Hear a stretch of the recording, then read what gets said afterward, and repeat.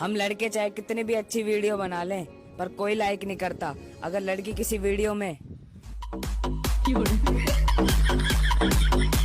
हमारे प्यार पे भरोसा नहीं यार कहलू काहे इंतजार न हमारे कहलू हमरो तो पीछे बा घर परिवार कबो तले हमरा के राखी कुमार तू तो पूछो ना कर पहिबा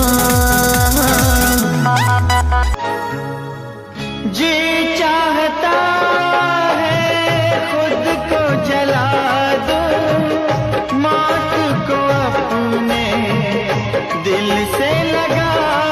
आई बरत जब तोहरा दुआरे दुल्हा के कटब गनासी से बोले मरब हम फांसी से तोरा दुल्हा के कटब गनासी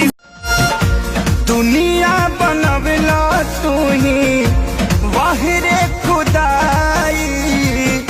काहे ना बनवला दर्दे दिल के दवा करबो तो जल्दी डिसाइड करा बाटनी हो रानी बाटनी हो रानी आजा तू कोरा जैसे अगर आप इस चैनल को सब्सक्राइब नहीं किए हैं तो प्लीज सब्सक्राइब जरूर करें और बेल बटन घंटी को दबाना न